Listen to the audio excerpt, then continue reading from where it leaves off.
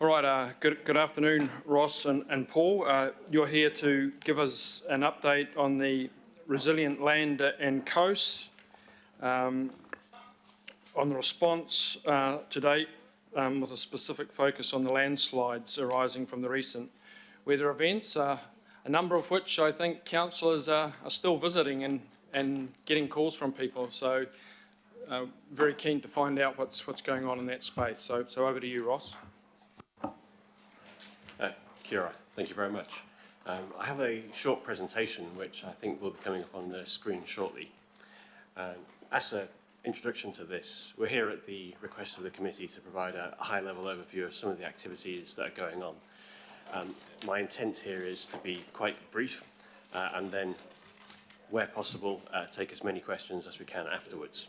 I'm joined here by Paul Clanock, General Manager of Resilient Land and Coast, and he's going to take any questions about coastal activities or closed landfills.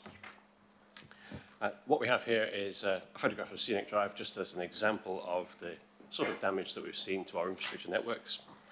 And the key issue that I wanted to flag here is the co-location of our infrastructure assets. This is an important network for power, water, as well as roading. So it's more than the obvious damage that we see here.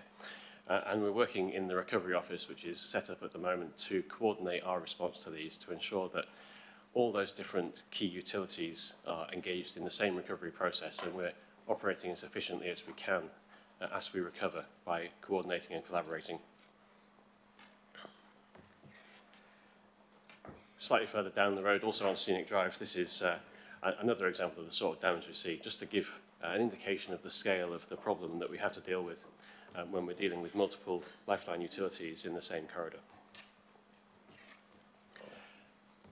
I wanted to highlight this particular example as an example of something that we have to deal with that is particularly challenging for us as council and will continue to be challenging for the future. Here we have a landslide which has traversed the public-private boundary, and when it comes to the roles and responsibilities for these, it's not clearly defined in law how they should be addressed. Obviously, there's a role for council as a landowner. There's also a role for the private landowner, and we have often different desired outcomes and different abilities to impact those outcomes. Where's that one? This is also Scenic Drive. We are working with our legal teams and with the legal teams through Auckland Transport and Watercare to try and give a really clear position on these to help our communities understand what it is that we see as our responsibility and what we see as the private responsibility, so there's no confusion and no unexpected communications that go out as a result of this.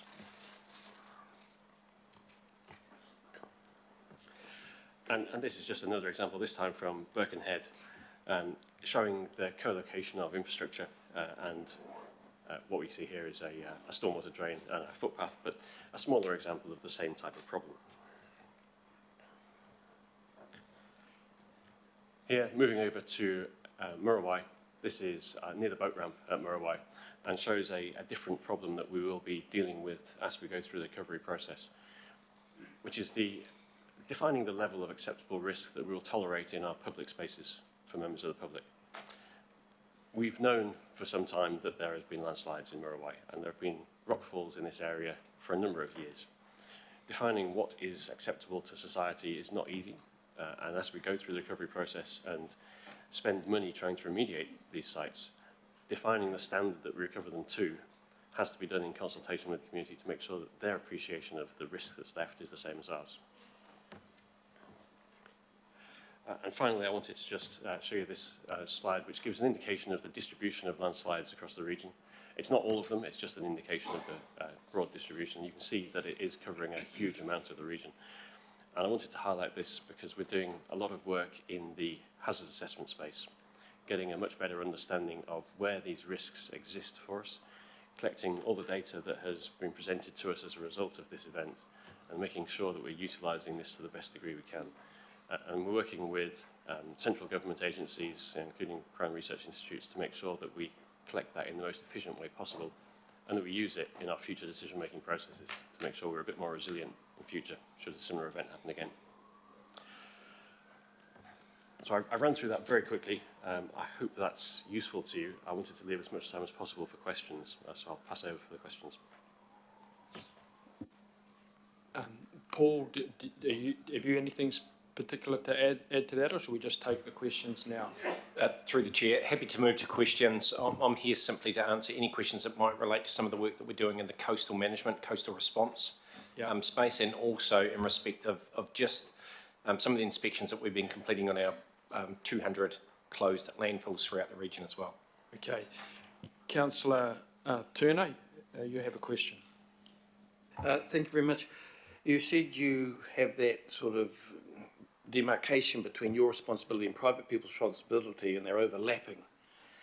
But there's lots of situations where Auckland Transport can't fulfil their responsibility even when it's quite small and minor, and that's stopping the public from being able to fix their problem.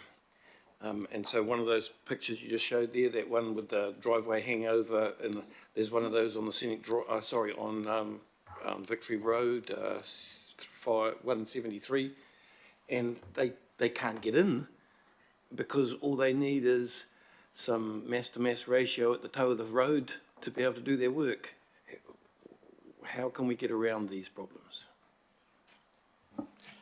Through the Chair, it is very challenging and it varies on a site-by-site basis.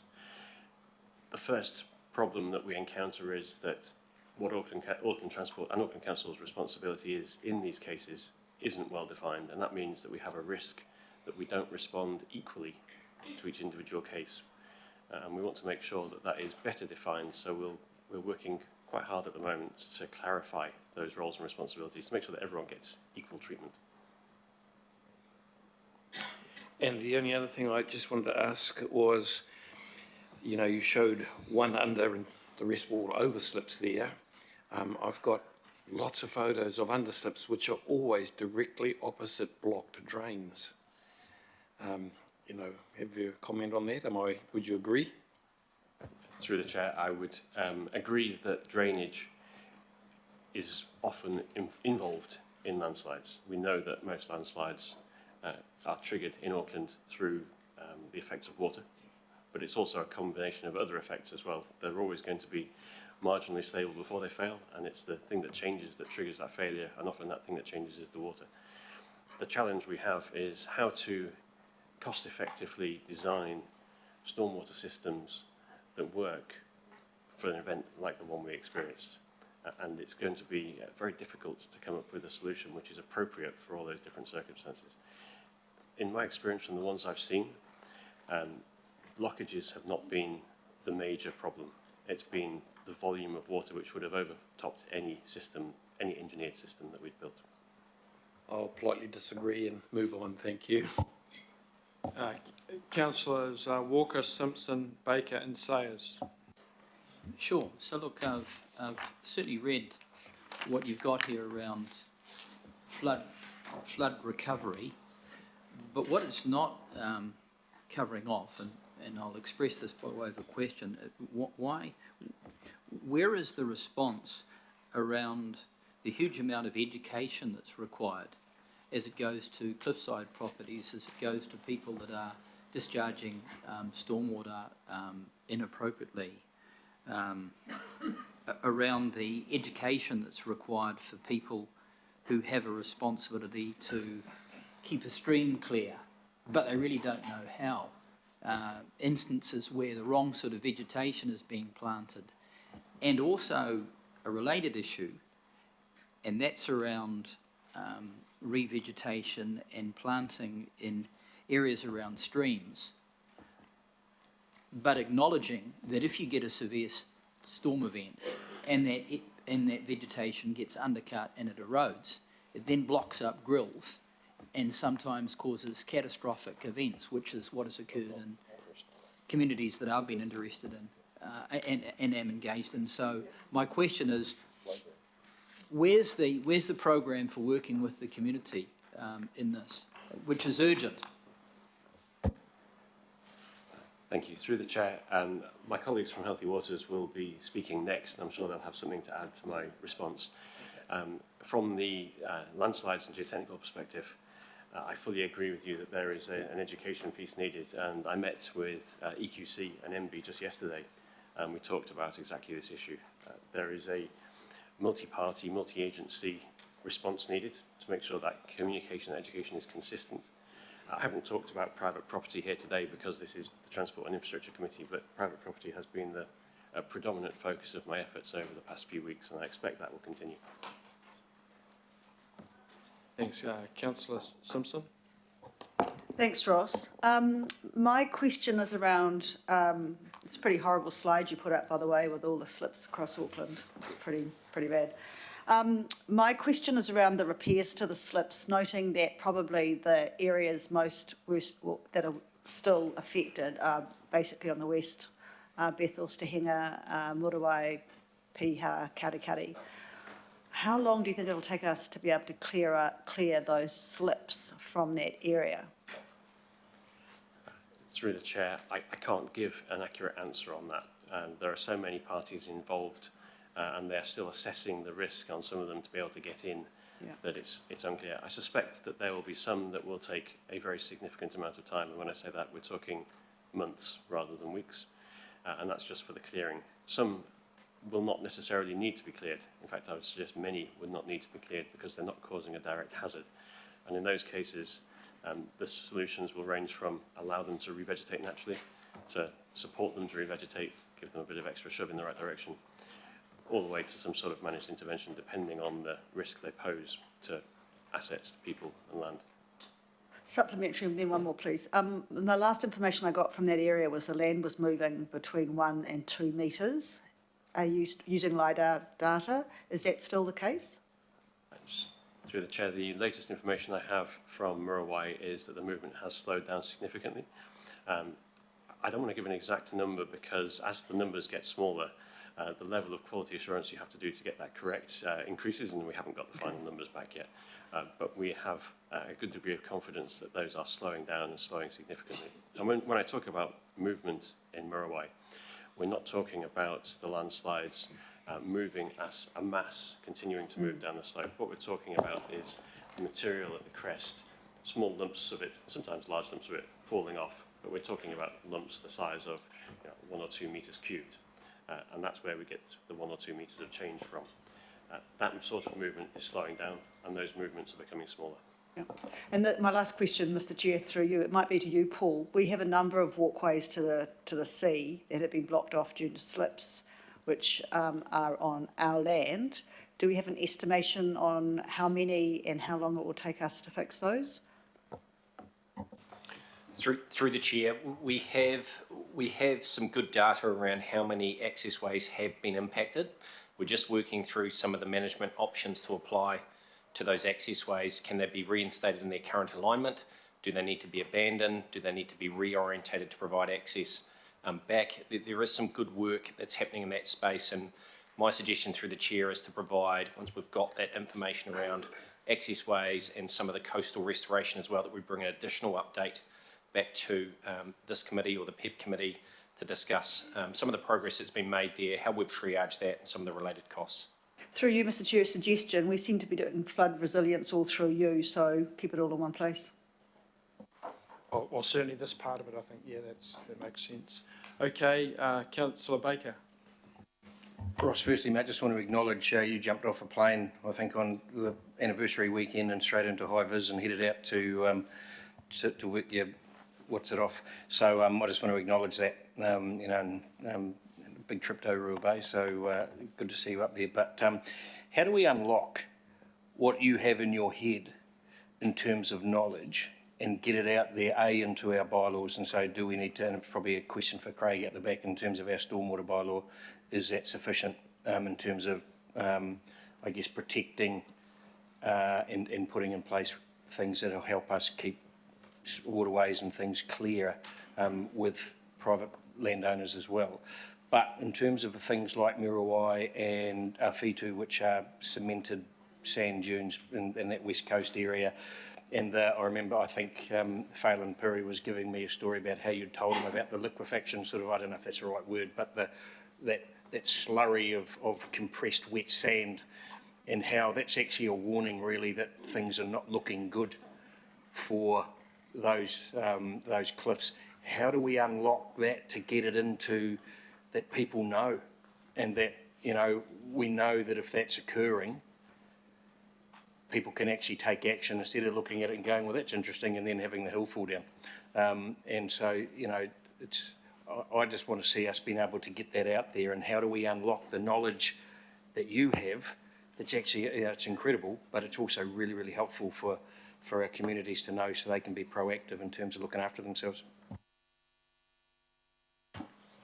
Through the Chair, thank you, Councillor Baker. I think the most important aspect of what we're doing in setting up the Recovery Office is bringing in the right people to take on the immediate urgent work that I've been focused on for the past month, and also to bring in the right technical support from outside council to really undertake the detailed hazard studies that we need to inform the work that we're doing. And that will be a huge benefit to the community once the results of that are produced. But the key element is that I will be freed up to focus more on the strategic elements of what we need to do to improve resilience in future, which includes education, but also looking at how we implement the rules that we've got and whether they're appropriate. Councillor Sayers? Yeah, through you, Chair. Thanks, Ross. I've got a broader question. I don't know if Ross can give us any advice or not, or it's something, or steer, maybe. In terms of, it just raises that question. If things are a little bit blurred between private and public responsibilities, that puts private landowners in a difficult situation, what to do now, and perhaps, you know, looking longer term, what should private landowners be doing around their own property in a preventative sense, let alone what council might need to be doing in a preventative sense. So that may well raise the, you said you were working with legal, which really kind of got me thinking in terms of the comeback or legal challenges because of that blurriness. You know, what might we face an organisation, or are we facing as an organisation from private landowners, either individually, collectively, post the slips, or part of this process now, in terms of understanding recovery of costs for them, particularly when those lines are blurred. So I guess the question is around how do we gain some visibility through Ross's team or legal about what's happening in that front, so we've got ideas as governors, and particularly around our budget setting, and two, how quickly can we untangle, define that blurriness or the responsibilities between public and private. Thank you. Through the Chair, I think there's probably two sides to the answer. The first is that in terms of getting clarity around the numbers, we have a legal team and a risk and insurance team who together understand the claims that have been made and are in the process of being made, and will be best placed to comment on the exact numbers. I am somewhat removed from the claims process until specific advice is needed. In terms of clarifying our position, I agree that it is very important that we and New Zealand as a country have more clarity around those roles and responsibilities so that people can actually implement them effectively. If people don't know what they're responsible for, then it's very hard for them to make rational decisions. And I've been talking with a number of central government agencies to try and work on the best way to clarify that for everyone. Good question, Councillor Sayers. Thank you very much, Chair, for indulging the question. I guess maybe I can leave it in your capable hands to give that some thought and how that might be advanced. The associated question there, of course, is to do with private property owners that are wanting to do something but have to access or use council land, and how does council facilitate that? But I think, Ross, what you're indicating there is that there's probably a bit more thought needs to go into what the legal obligations are for the respective parties. Is that right? In terms of access to council land, that is something which is already reasonably well documented through the PCF team, Parks and Community Facilities team. They're used to landowner access requests. The challenge comes where private landowners want to build, for example, a retaining wall to support their land, but they want to build it on public land. And then there is a legal issue around ongoing maintenance and ongoing access to that, which requires easements to be set up and so on to make sure that they don't become a public liability. Councillor Darby.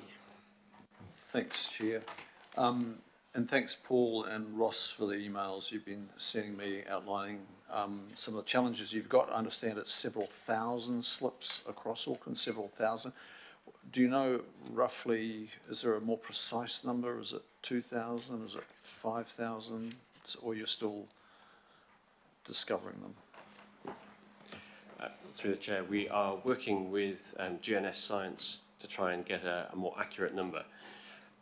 Our approach is to use satellite photography, so we have tasked the satellite to collect cloud-free photography across the region, which allows us to see exactly where every landslide is.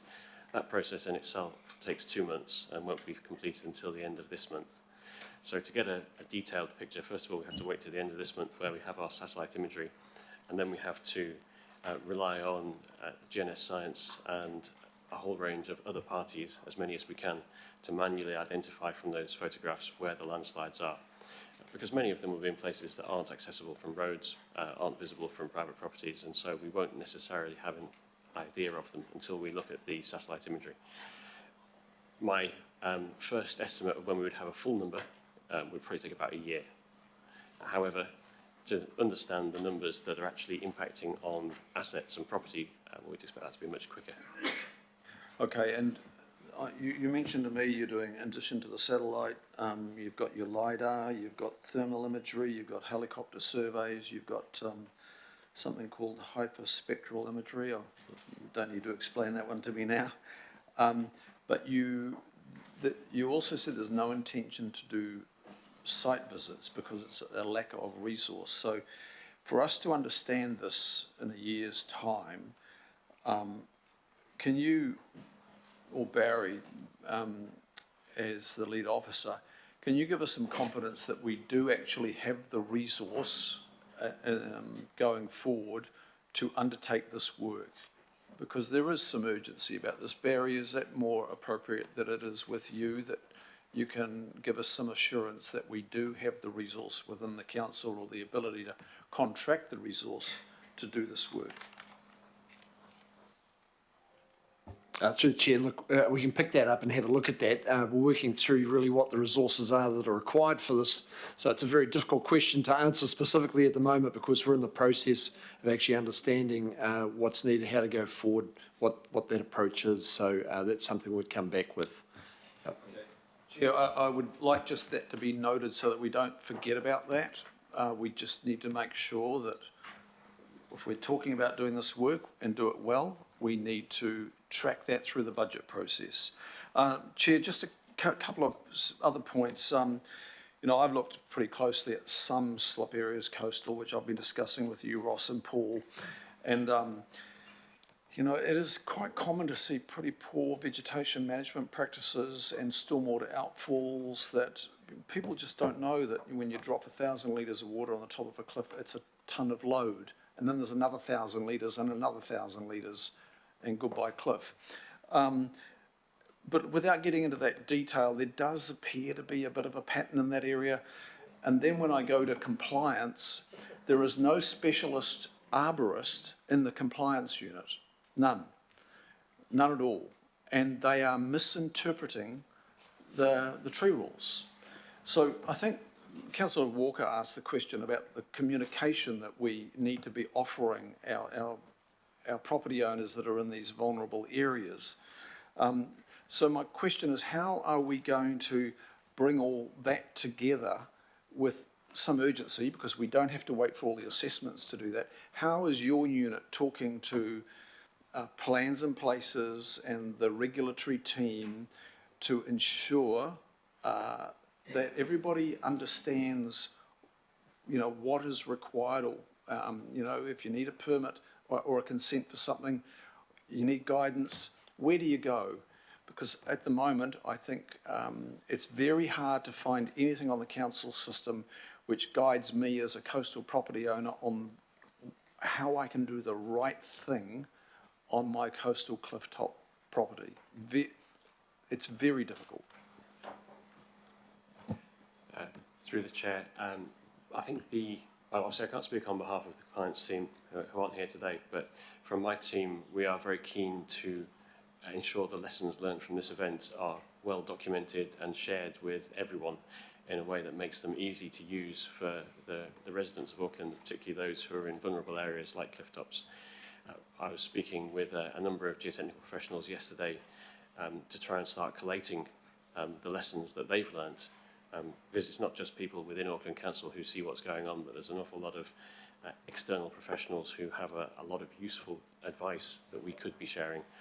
And we are in the process of setting up through the Recovery Office a rapid data collection and information sharing process through that, which we expect will result in high-level guidance of what is good practice, what is bad practice, what does it look like.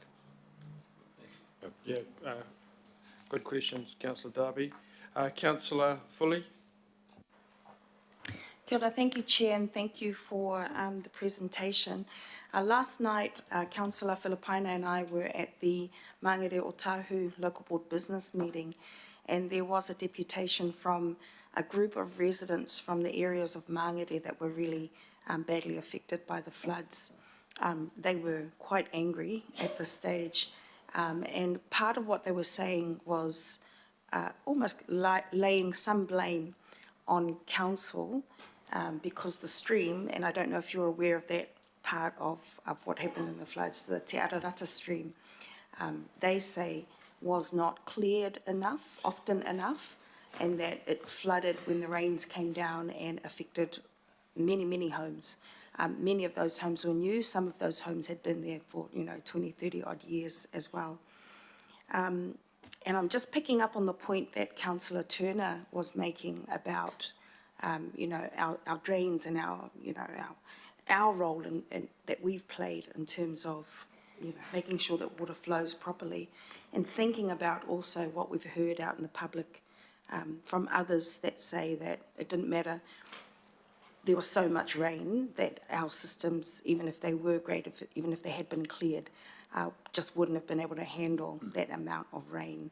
I just wonder if you can explain a little bit more, in your expert opinion and based on what you've seen on the field, what were really the main causes of the slips and the damage, in your expert opinion, and if you're able to, and express it maybe in a proportionate sense, how much of it was based on the riparian planting or the lack of clearing of the drains, how much of it was based on just the sheer volume of water and things like that. Kia ora, thank you. Kia ora. Through the chair, I'm afraid it's technically impossible to come up with a relative percentage of what caused the landslide. Even when we have a highly instrumented landslide before it moves and understand it and model it in great detail, it's almost impossible to say what the percentage element of it that could be attributed to groundwater, surface water, vegetation. The science just isn't available to do that, I'm afraid. Final questioner, Councillor Stewart. Oh, thank you. Very good report. I was just wondering, can you tell us the landslips that happened out Rodney Way?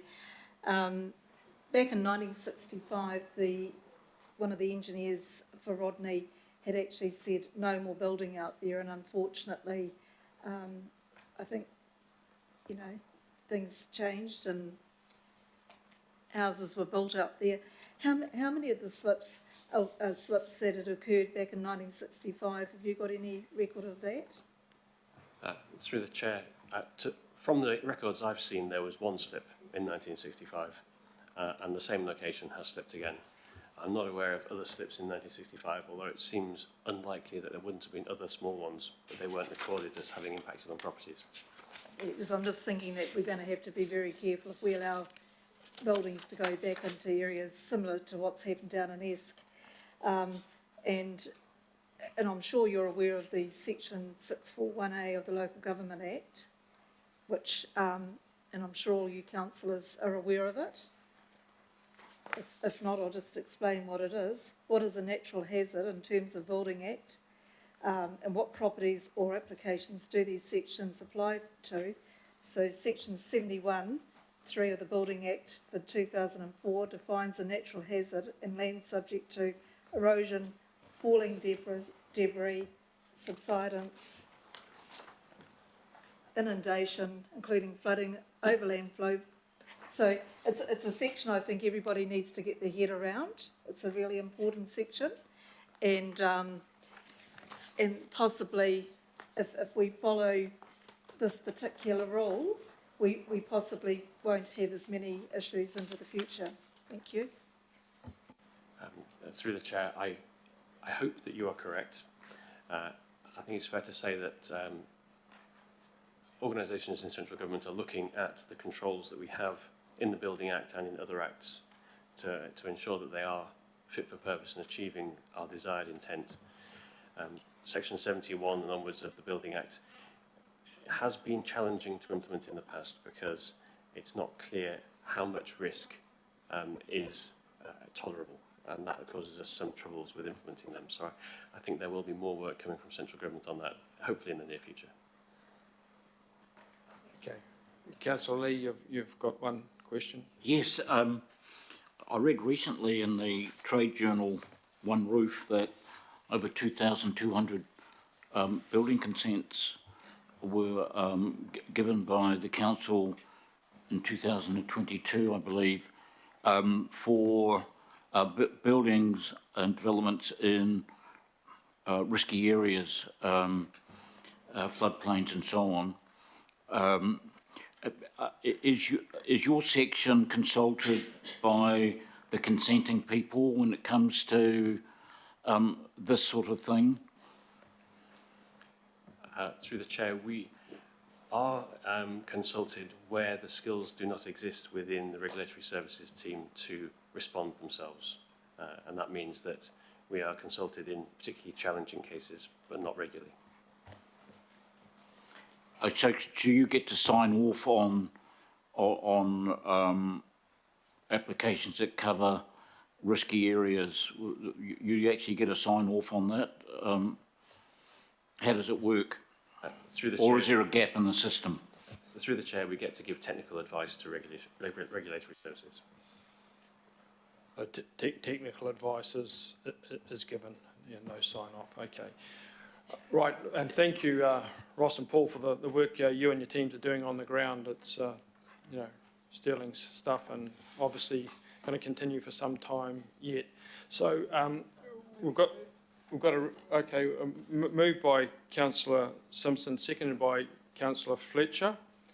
I don't think there's any need for any. George, if you had questions and there's a chance for comment, I would like to comment. Okay, well, way you go, Councillor Sayers. Yeah, thank you, Mr. Chair. I guess just by way of comment, the questions have kind of drifted into that area of,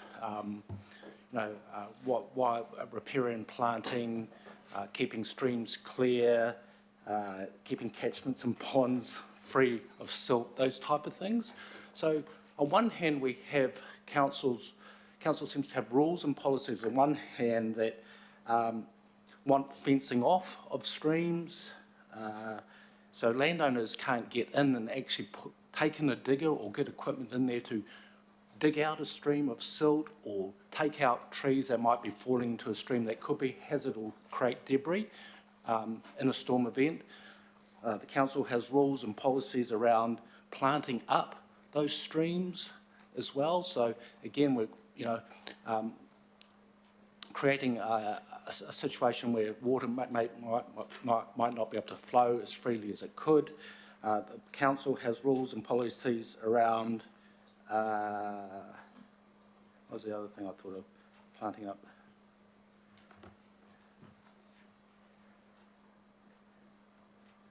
I guess just getting in and actually digging out and keeping those waterways free and flowing. So on one hand we're saying, no, we want those things to happen as organisation. Then on the other hand, we're turning around and saying, well, why aren't we keeping maintenance up and those streams to be able to cope in a storm event? So it seems to me there could be a little bit of dichotomy here, or a conflict of policies in terms of the outcomes that we want.